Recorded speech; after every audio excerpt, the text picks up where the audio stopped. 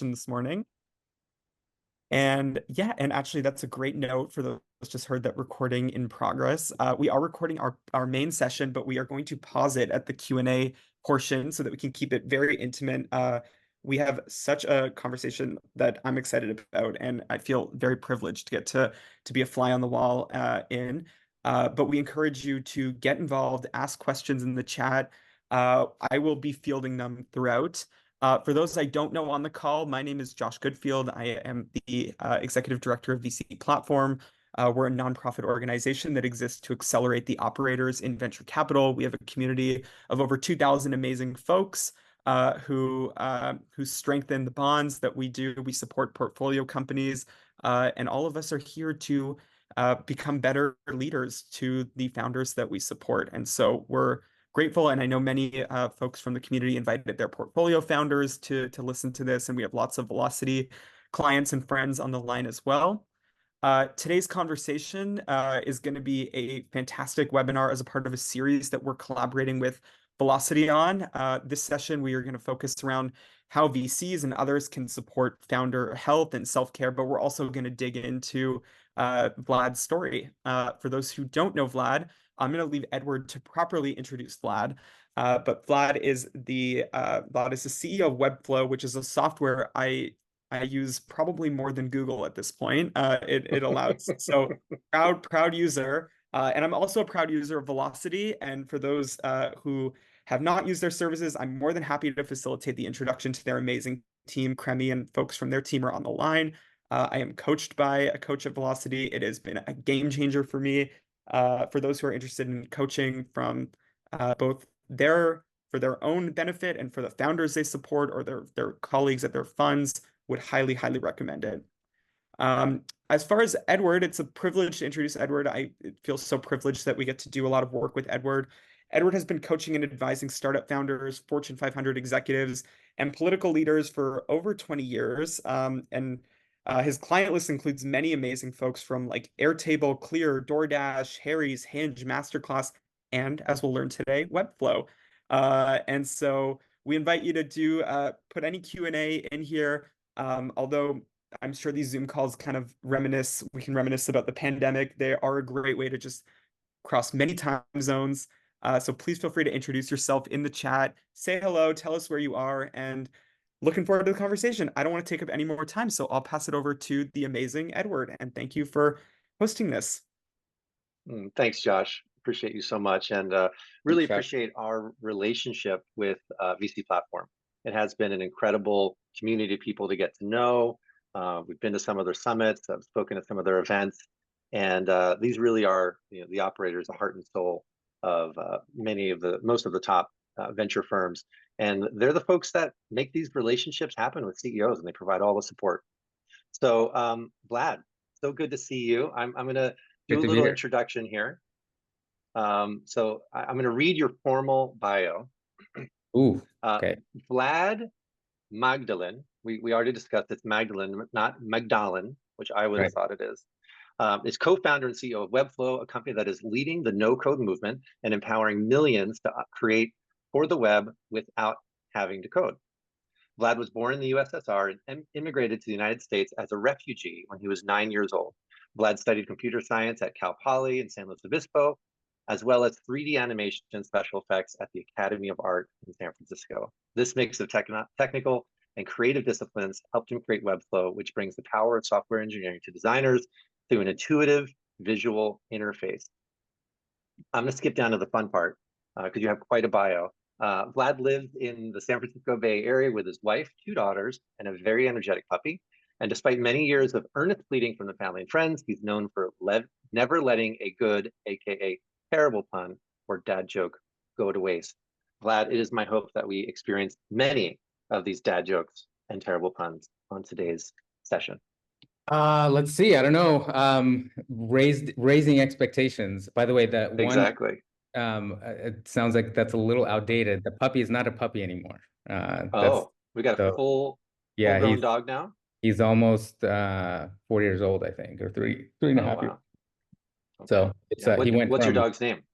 His name is Oslo, Ozlo, named quasi after the city, but actually named after a digital voice assistant of a company that failed. Called their assistant Oslo because it has like a strong V, like Yeah. Siri or Alexa, etc. But we had like a little plush doll that was swag from this company that was bought by Facebook a long time ago that just said Oslo. And we're trying Oslo. to pick a name, and one of our kids was like, "Why not this?" Why So not this? Oh, yeah. that's cute. So we were talking before everyone joined about your last name, and I'd love to just do a quick, fun little um, diversion there. Magdalene. Are you Yes. related to Mary Magdalene? As far as I know, no. And Yeah. what I did when I was reading, what's the book? Is it Angels and Demons or like the Dan Brown book that Yeah, the they Dan Brown book. Right. that Right. I know, like the Tom Hanks Da made a Vinci movie? Code, the Da Vinci Yeah, Da Code. Vinci Code. That's right. That's right. Hmm. I was reading that as a teenager, and I was like, "Whoa, maybe I am." Maybe you are. Maybe Uh, you are. it's not spelled quite the same. The actual, and this is still a little bit of a, I don't know how accurate it is. Like, there's not a paper trail record. Hmm. Uh, but my great uncle, so my grandpa's brother, did all of this research into our family lineage. And I Yeah. grew up in southern Russia on the border of Georgia. And it turns out that my great great great grandfather came along with so it's actually a French last name. Came Okay. along with Napoleon's army as they were invading the USSR. This Oh, before it was the USSR, I think, through Ukraine, well, it was and Russia. Sure. he got injured, and then essentially was taken care of by a um, local family, and ended up like marrying one of their daughters. And there's like a little village named Magdalinka, which is sort of named, it's kind of like a play on the last name. Yeah. Um, and that's the best I know. That could be Can the we whole. just talk about that for the whole hour? Because that sounds really like an interesting drama. I would want to see that movie, actually. But Yeah, we'll we'll we'll, we'll say that for he another time. wrote an entire book on our family history, which is like pretty fascinating. There's like a lot of, I mean, the reason I'm here in America was because my family for generations has been, Yeah. which is normal here in the US, Protestant, Hmm. just Baptist, like a normal kind of Christian Hmm. religion. But in Russia, it was like persecuted against. Yeah. Yeah. And so for like many generations, starting in the 1900s, they were like operating underground, and Mm. sort of trying to hide. And this same great uncle, so my grandpa's dad and my great uncle's dad, uh, like the persecution was so bad Hmm. that I think this was late. I don't know exactly what years during Stalin's reign, Hmm. where essentially soldiers came to my great grandpa's home, found a Bible, and basically said, "This is an egregious, Yeah. act taking you to a labor camp." They never saw him again. Oh my They didn't goodness. really know what happened until decades later. This was like during Khrushchev's I think this was like 1980s when they unsealed a lot of Soviet records.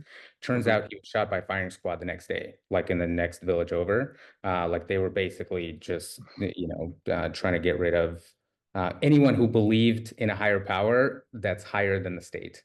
And Wow. that's Mm. like uh, the context of what my family escaped. Like thankfully, by the time we left in 91, Hmm. Hmm. the persecution was a little bit more, it wasn't life threatening. It was more like career Sure. threatening or things like that. But, I was always, anytime I think back to like what we escaped, I just feel like Mm. everything else here in this country is just the cherry on top. We already made it out of like a much, much, much worse situation. And that's not even talking about like what would be Yeah. happening to me right now if I was still there. I'd probably Right. be Right. drafted and sent to, Drafted. Sure. yeah. So anyway, Wow. that's like, Well, no, there's so I don't much think to that's what dig we're here into to talk about. there, and but it gives us some context as to who you are, and also what you've overcome to get to where you are. And that's one of the themes I find most interesting in my work with founders and my interactions with friends. Like I'm honored to know so many people who've come from such incredibly difficult places in life and their families, and then they've gone on to contribute so much to society. So I wonder if we'll pivot a little bit and talk a little bit about what you have contributed so far in your life. And I know you're going to contribute much more. You're still very young and have a long way to go. But give us just like a quick and dirty on By the way, my Webflow. kids don't And think I'm young. I don't know if you can tell all the gray hair here, but there's a lot of um, "Hey, Dad, what were the dinosaurs like?" type of what were the dinosaurs jokes like? around the Yeah, house. yeah, yeah. I read something recently. Someone's kid couldn't believe that they were older than Google. Yeah, like what? How could you be older than Google? Wow. But tell us a little bit about Webflow and why you think what the secret has been to make it a 10-year overnight success. Ooh. Um, Small question. yeah, I don't know if there's like one secret outside of what you might hear from probably any founder along the lines of solve a very important problem that Hmm. you feel is not solved, and the rest Yeah. will sort of like follow. Um, so Webflow at the core is something that came, it's an idea that came to me all the way back in 2005 when I was still in college.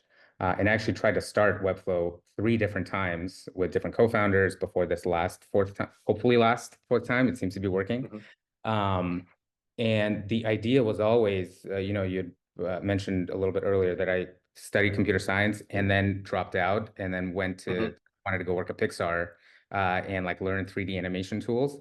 But it's a combination of both those two worlds when I was like, when I Mm. had the experience learning some 3D animation and some web design and programming that it was like, wait a second, all these creative industries, even at the time in 2005, had these really, really powerful tools for Yeah. creators, right? If you're making movies, you have like After Effects and 3D Studio Max and Maya and all of these things that put so many superpowers into the hands of creatives without a Yeah. translation layer.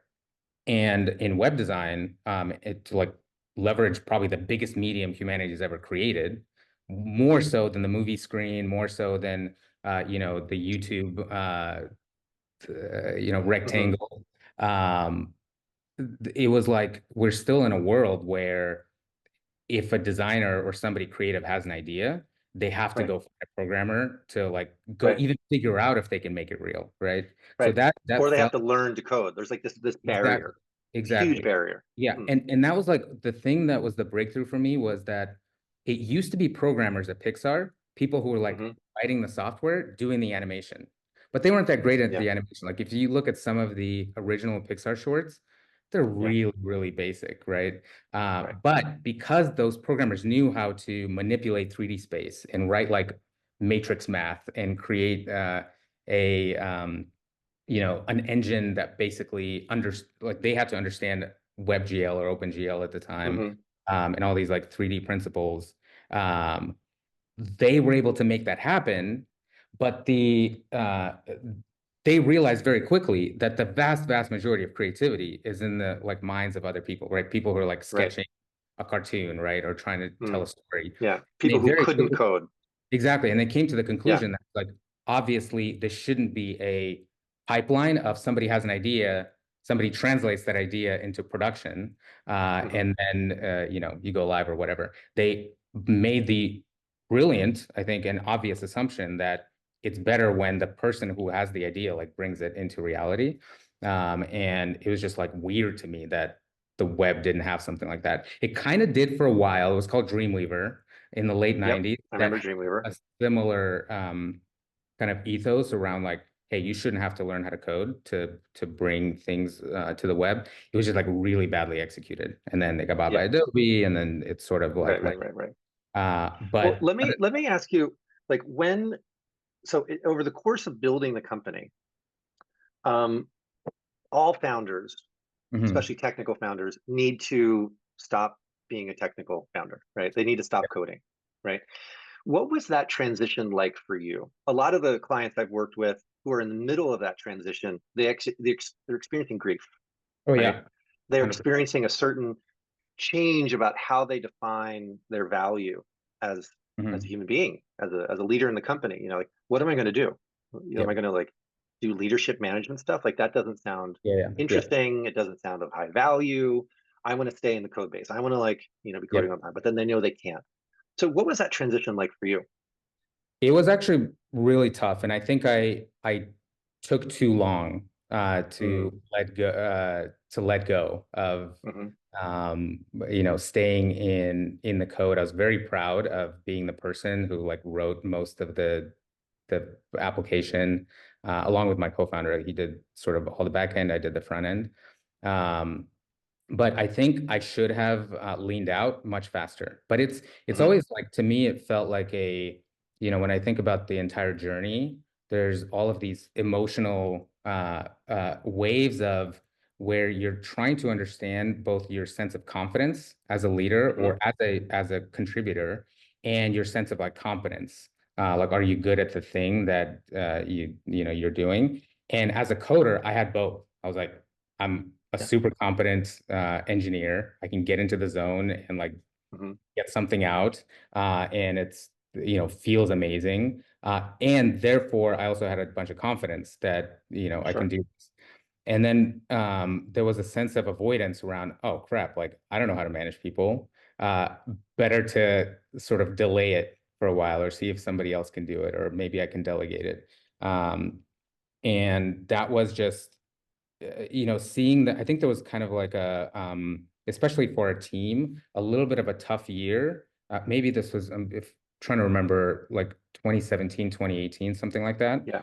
hmm Like 5 years into the company, where I was still a major code contributor, but it turned into a little bit of well, actually, a lot of an issue, like a big issue, where things would depend on me to go heads Yeah. down and like fix a thing or like rebuild something that I built before.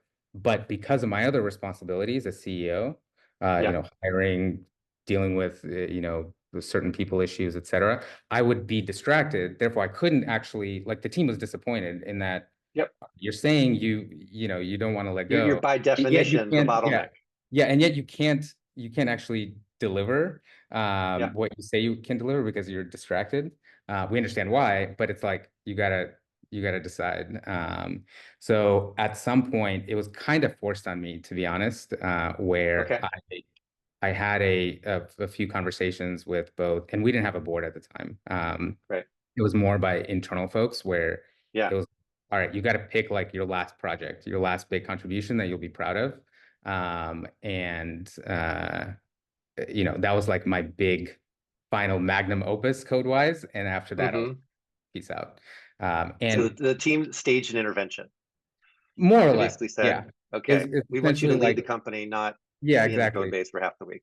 Yeah. And you hired great people for a reason. hmm Let us figure it out. Yeah. So I think I finished that transition, even though the thought of, sometimes people ask me what's my dream job. It's still to be a hmm software engineer, right? It's to be Yeah. like that software engineer at Webflow 7 years ago, right? Where you're like Okay. coding all the time and just talking to Yeah. users, getting things into people's hands, but just kind of Yeah. understand that you're beyond that stage. Yeah. Yeah. What part of the company's growth over the last 10 years was most challenging for you personally? I think almost every single year, I would probably say the last year was the most challenging, Oh, right? interesting. Hmm.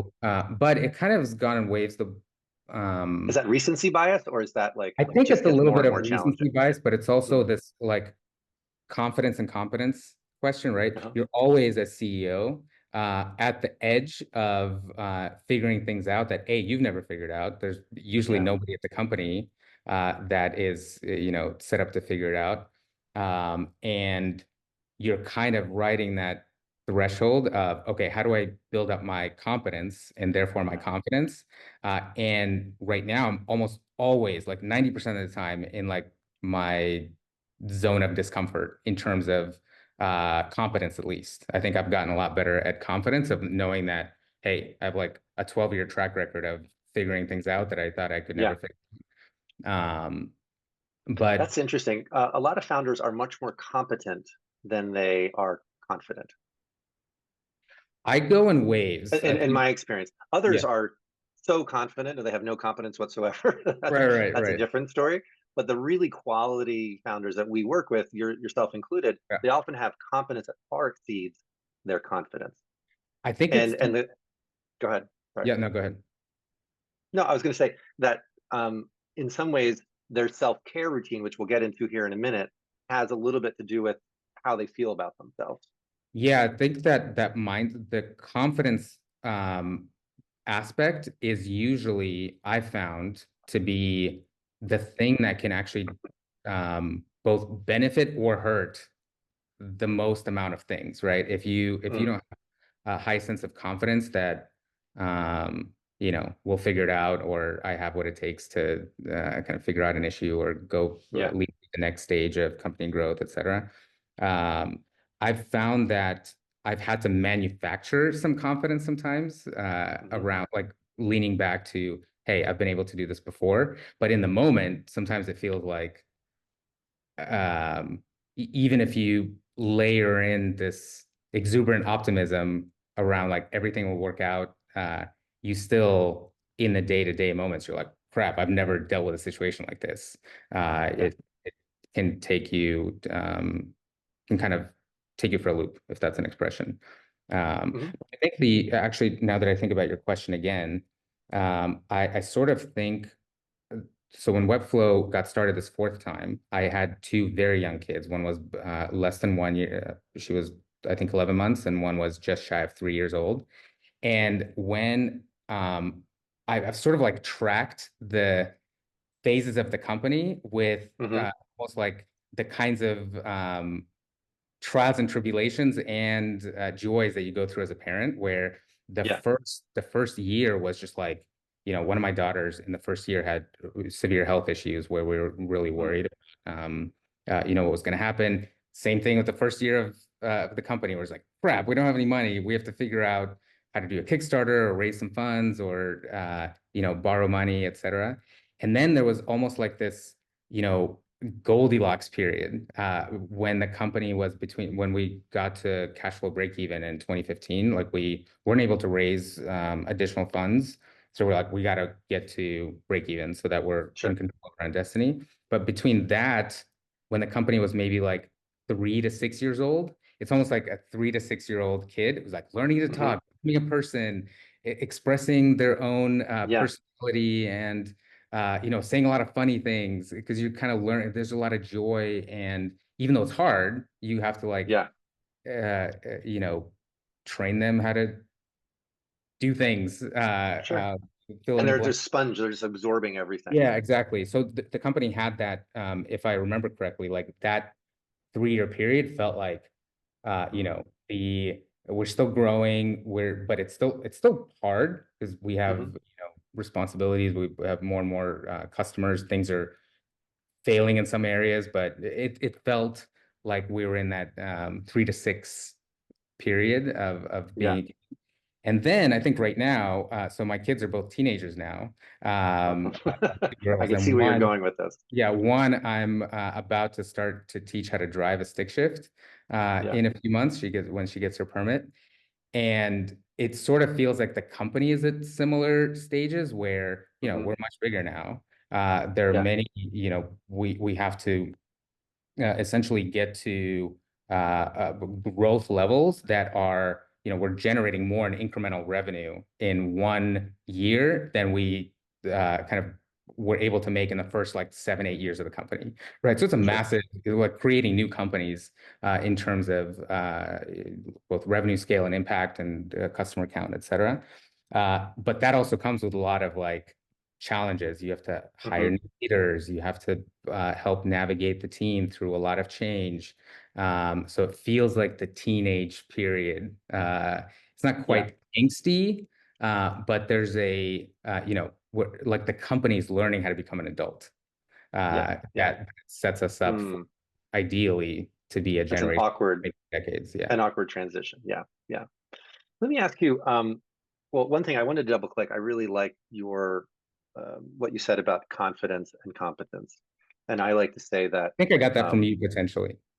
I wouldn't be maybe, surprised. maybe I like that you're repeating it back. But we really encourage founders to have a healthy and humble confidence. Like Yeah. confidence inspires, but overconfidence, well, one, you can lead the company down the wrong path, and Yeah. two, really smart people question overly Oh, yeah. confident people, Yeah. right? Yeah. So if you recruited like a team of A players, they're going to know when you're BSing them, Oh, 100%. right? The great leaders know how to say, like, I don't have 100% confidence on this. I think it's this way. I have a hunch. I don't know where to go. I need help. Like they Mhm. know how to ask for that help. Right. And then the A players they've hired kind of rush to Yep. the problem and they can solve great problems together. So I just want to But double click on that. I think it's a really important learning. that Um, has been, I was initially afraid when I especially hired more senior, especially C-level execs. yeah. Um, I was sort of afraid to admit some of our, some of the areas where I'm Yeah. like, oh, if they learn about this part of the org or the business or this challenge, Hmm. maybe it might not be as, as excited Right. to take on that challenge, et cetera. Yeah. Actually learn the If they direct know that opposite. I'm not perfect. I don't have all the answers. But Right. I learned over time that doing the direct opposite is actually like highly motivating for senior Totally. leaders, Yeah. where, from day one, I would tell them like, hey, look, you're actually way more experienced than I am on many fronts. That's Hmm. why you're here. And I need your help and partnership to figure out how to Yeah. solve some of these challenges and chase It's some of these wonderful. opportunities. And that creates a sense of, you kind of initially feel bad about, oh, am I giving more problems to this Right. person? But most, in fact, all the great leaders that I can think of that we've hired are like, Hmm. give me all the things, give me all Give the me all like the things. the Yeah. the full transparency, because then that helps me do my job Yeah. really Yeah. well, and it also gives them a ton of motivation when they do solve those things. Yeah, Um, yeah. That's actually, and what you said about being able to ask for help, basically, is what you said, like admitting that you don't have all the answers. That's a good point to transition into the whole question of self-care and founder health, because a lot of founders feel like they need to be perfect. They can't ask for help. They can't talk to their investors or anyone about the fact that they're burning out, they're at mm, wit's end, they're not feeling great, right? So let's talk a little about at what point did you have to take your personal health and your well-being more seriously? yep. Um, So for me, it kind of all came to a head early last year, and I Yeah. think I have a probably far above average great relationship with our investors. So Hmm. the a little bit of background and story. So we raised a pretty small seed round when we got into YC in 2013. But then didn't raise, we thought we were going to raise a Series A, but we just didn't have the growth and our numbers to back that up. So we just got to kind of profitability, barely profitability, like break Hmm. even, and just ran that way for many, many years, kind of assuming that we're not going to raise more capital. And it wasn't until 2019 that we actually started talking to investors again when we were probably above 15 million in ARR. At that point, it was like Yeah. a pretty significant business.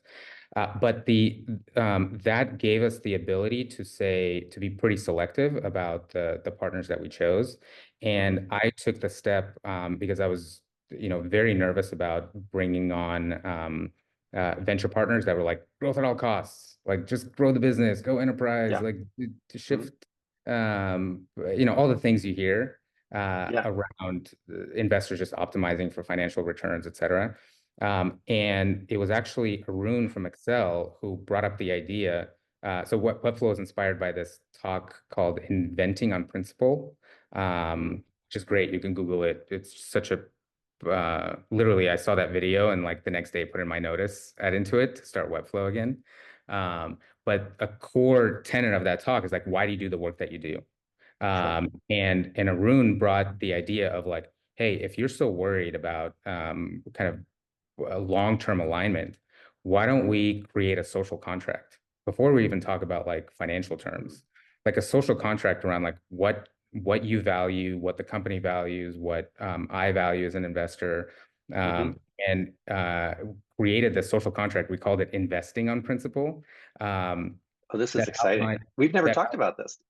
yeah, it's Yeah. like let me see if I can pull it up for a second, but it's got things like, I haven't shared it publicly, but let me just read the first point on there. That'll give Yeah, you a sense of kind of what the rest of it is like. sure. So one is, I'm not willing to sacrifice my relationships with my family slash loved ones just to have a better financial outcome later. That's something that's impossible to rebuild in later years. The time I have with my kids as they grow, I will never be able to get back if I miss it now chasing a short-term number. This extends to every person at Webflow, not just myself as a founder. And then we go through, Hmm. that's a little bit Wow. more on like the And person. this is like a foundational principle of your relationship with Excel. Right. And we like Yeah. literally signed it. Hmm. There's things like Webflow must remain default alive at all times and steer the business towards sustainable growth. Like we can never rely on additional fundraising to cover, like to essentially keep growing, Yeah. uh, which is kind of unusual to get your investors to agree that this is the last money in and just assume that we're going to run this business that way. Yeah. Uh, there's also uh, I'm trying to like find some of these. Okay, so here's another one. Kindness must rule the day in how we treat our team members, our customers, and each other in our partnership. It's important to note that kindness does not necessarily mean niceness. Sometimes the kindest Right. thing one can do is help someone become a better version of themselves through the wise application of both candor and care. And like it kind of goes on. Yeah. Oh, and I love working with energy givers, not people who sap energy away and infuse pessimism, which then becomes a self-fulfilling prophecy. I expect accountability and feedback delivered in a constructive and caring way for mutual benefit, not in a way that's authoritative or demeaning. And we Hmm. have Hmm. now signed this, like every single investor that came after the fact. This is the first thing that they see. Yeah. 90% of them I never hear back from. They're like, because there's another I clause. love that. What a screen. What an incredible screen for alignment. Here's the biggest screen, I think. This is the second point. I will not allow the Friedman Doctrine, where shareholders are the economic engine of the organization, the only group to which the firm must be socially responsible, to replace Webflow's more balanced desire to be a holistic force of good for the world, which means that the well-being of our team members, our community, our society, and our planet are considered on equal footing than generating a profit for already rich people at all costs. And that I think that's the clause that a lot of investors are like, well, I'm not going to show this to my, my LPs or Yeah. my GPs or whatever, but it has genuinely attracted some of the best partners who are long-term aligned to Yeah. make sure that it's not just this mission that's successful, but it's also the people who are powering the mission. Yeah. Ourselves. I'm sure the FBI has a file on you. I mean, that sounds like communist doctrine coming in, invading capital of the Silicon Valley. As someone who escaped communism and has seen the very real and deadly shadow side of it. I know. Uh, I'm kidding, obviously. yeah, yeah. But But so back to so your, at what points have you had to like use that yeah. So that was doctrine for making actually, decisions, yeah, especially around like your own self-care or the self-care of people in the right. business? So, I mean, I've used that contract, like we've always come back to it, in almost all of our board meetings, Hmm. in kind of one-on-one conversations. But the big event that happened last year, so early in the year, I won't share too much about like medical stuff, Sure. but essentially I started having like really, really severe symptoms like migraines. I was like losing the ability to talk. Um, and my face would go numb. Maybe that's a little TMI. But through a battery of tests, it turned out that I had uh, something essentially like a medical issue from childhood that just wasn't discovered Yeah. until then. That if I didn't take it very, very seriously, could lead Hmm. to much more like basically debilitating brain disease, for lack of a better what kind of Yeah. I don't know, grouping of Yeah. No, issues. we get it. And Yeah. essentially I had to make the call between, okay, do I deal with this now at the cost of like disrupting company operations, Hmm. or do I take the risk? And because I had a couple options from doctors around, hey, you Yeah. can actually like punt on this and deal with it later, but it comes with like higher risks. Hmm. And it was that moment that really tested all this, where I Yeah. let two of our lead investors know, so Arun from Excel and Layla from Capital G, and they were like, to help me make the decision, and they were extremely like immediately leaning towards like, hey, go do whatever you need to fully Yeah. focus on this and take care of yourself. And they actually encouraged me to take a kind of focused medical leave for a few weeks. Hmm. I think it was like 4 weeks to really, really like focus on this kind of process to uh, go through the treatment, essentially. Yeah. Um, and that was, seeing that. And I was, even with this contract in place, like I still felt when this was happening, I was like, I can't take time off. The company's Sure. really, I uh, remember. it's really tough to think about how are we going to kind of move through the next. I think we're like in the middle of planning, and some other like big things were Hmm. happening Hmm. where, Hmm. I, to be honest, I was thinking more around like, how do I sacrifice? Like, I'm comfortable sacrificing a little bit of health stuff because I think like what other people expect of me, both board members and people within the company, they might feel like I'm like leaving them in a lurch or whatever. But literally everyone to a T, execs, Mm.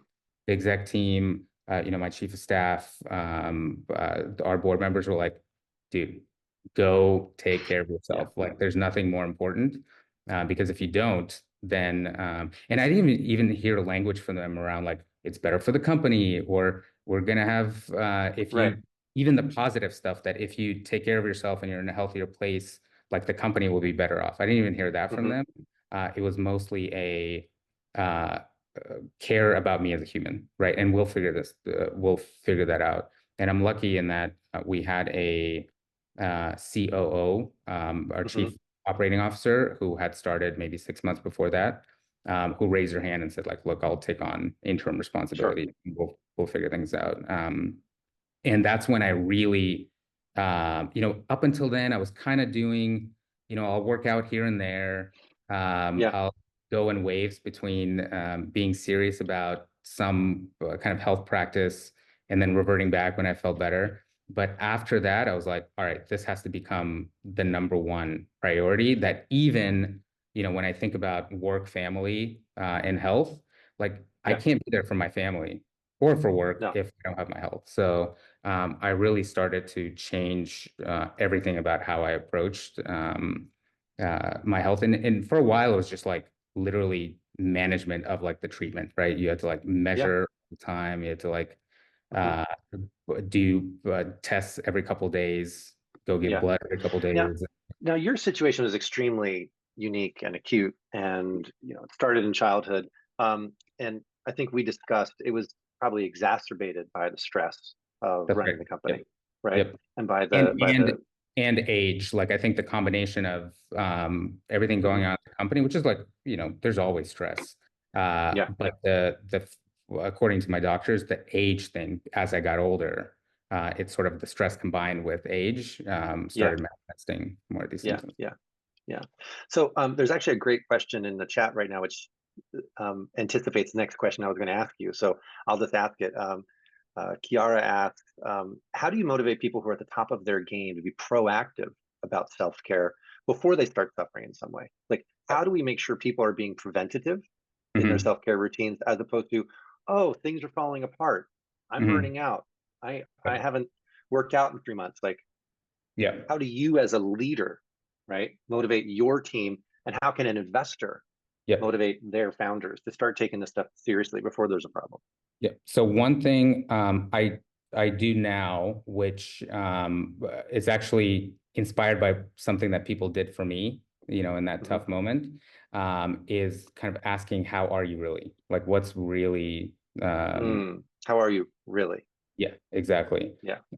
And there's practical things like we have pay time off tracking internally, even though Hmm. we have an unlimited program, you Yeah. still, most people can forget that we have a minimum, but especially with exec leaders, you kind of have to work into the conversation, hey, when's your next vacation? What are you doing for I like that. the next Hmm. thing? Like, what are you doing to decompress? I think we spend quite a lot of time together Hmm. around, like, hey, let's just go, what we call them like dream big dinners or breakfast, where it's like not really about Hmm. work. It's like, let's just zoom out. What gets you excited? Where's your head really at? What is Yeah. what's bothering you, etc. So it's kind of hard to say if there's like universal advice here. It really depends on the person. But I Hmm. think being attuned to, especially in a remote world, being attuned to the human Yeah. that's Hmm. behind the screen or the role. Mm. Um, Hmm. there's always more going on than meets the eye. Yeah. No matter how senior you are, people have families, people have goals, dreams, hopes, aspirations, Hmm. medical issues, worries. Health, loss, Yeah, exactly. difficulties. Yep. Family stuff, so many things, right? Yeah. Yeah. We talk a And lot about the work-life myth. This myth that we can just show up at the office and be one person yeah, and then leave all of our worries from home at the door. And yeah. we think that's BS. Well, Um, yeah, I think that's BS too. One thing I found though, in this smaller group, so I feel comfortable sharing, mhm, um, is that it also there's a shadow side to over-indexing on. mm, So for a while, we spoke about our company mission as being like dual-sided, not just to mhm, bring development superpowers to everyone, but also to live impactful and fulfilling lives while we, on a personal mhm, level, do that. And what ended up happening was that people sort of like tune out from the first part and really kind of tune into the second part around like what brings interesting. me a sense of personal fulfillment. And we had quite a few like hard conversations around people who joined who were like, well, what brings me fulfillment is gardening, right? Like, why can't the company Right. like Can I just not fund work that? and garden Yeah. all the time? So that's an extreme example, but That's an it was extreme sort of, example. Yeah. yeah. Or, uh, we have this deadline and I was asked to work on a project that, is not the most exciting. Like, I don't find that Mhm, fulfilling. Therefore, we're like failing in our mission.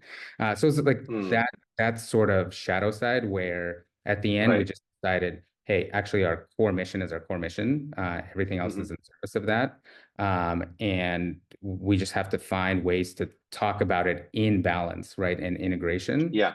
rather than like, you know, customers at all costs, or employees at all costs, Right. or shareholder or investors at all costs or Hmm. whatever. Hmm. So, Yeah. there's like more of an art than a science to this. There is. Yeah. Let's talk a little bit more about the investor founder dynamic. Mhm. And Emma asks an interesting question. What steps can investors take to encourage founders to be open if they need help? Right. A lot of founders Yep. like they feel like they can't go to their investors with the hard things. Yeah. Right. Yeah. That's one of the reasons we have jobs as coaches. Right. Yeah. They're Yeah. conversations that founders don't want to have with their investors, Right. but it's really important for them to talk about, Yeah. especially their health. Yeah, I think there's so a couple layers to this. So one, I do think there's some things that are more appropriate to first talk about to a coach or a set of peers, and I found it Hmm. really really helpful. I was introduced to this group, this organization called YPO, stands Yep. for, I forget what it stands for. Young Uh, Presidents Organization or something. yeah, that sounds right, but also kind of elitist. So I don't know now that I think about that branding, but No it's one ever said basically YPO is not elitist. right. It's a group of other CEOs, or ex-CEOs or like co-founders that are essentially, creates a forum for people to Hmm. share. Mostly, I think 85% of the conversations are around like emotional state and what I'm worried about, Mm. what Hmm. Hmm. like how to kind of navigate, these questions of confidence and competence or whatever. Yeah. Um, and I found that having both a coach, such as yourself, a great chief of staff, and this peer group, like, Hmm. provides a lot, even though I have very, very close relationships with our board members. Yeah. Not everything is like you go to them first, right? Because Right. sometimes it's half baked, sometimes you're just like, um, potentially passing on worries that they probably shouldn't worry about yet. Hmm. Uh, Yeah. But one thing I did learn is that like presenting bad news as quickly as possible, always, Mm, always to your closest people leads to better results. Because the more sure. you try to, with there were many years where I was like, oh, I don't want to send this investor update Yeah. because the numbers look worse than the previous month, and I'm going to get questions. Hmm. Every single time I've been wrong on what the actual outcome was, right? Yeah. Investors would jump in and say, like, have you tried this? Like, let me connect you to this person. It's more of like the spirit of being helpful. So I think that what investors can do most is normalize the essentially it's psychological Mm, safety, right? It's like yeah. normalize the ability for a founder to share what they're truly worried about, Yeah. and demonstrate that it doesn't come with like immediate negative repercussions, right? Because if That's right. you share something and all of a sudden you're like, oh, let's have a board meeting on this topic, like doing a deep dive on why X went wrong. Like, of course, a lot of founders are gonna be like, I don't want to go through that again, right? Next time Right. I'm gonna be a little shy in sharing what's really on my mind. Hmm. But I found that like our investors did a great job of like creating that space to say, look, we're here. Like we know the reason we invested is because we have experience ahead of the curve that nobody on the team has right now, or at least Yeah. currently. So we're in this with you, and it's not Yeah. just like our incentives are aligned. Like we want you to Yeah. succeed. We're not here to, every time we see something that's like broken, aha, Yeah. turn on board mode and try to drive accountability or whatever. That's not how great board members work. They're Yeah. basically in the trenches with you. And Right. I think that creating that space for vulnerability is probably the most impactful thing our board members did, because Yeah. they solicited, if I remember correctly, both Arun and Layla were kind of masterful at this. They would present it as like, hey, what's really like nagging at you? What are you really worried Really. about? Yeah. Uh, Mm. how can I help you think through it? And they Um, kind of, we like to say, like, you can reward people for sharing, mhm. right? Yeah, Words as simple as "thank you for sharing that," yeah, yeah, or "how can I help?"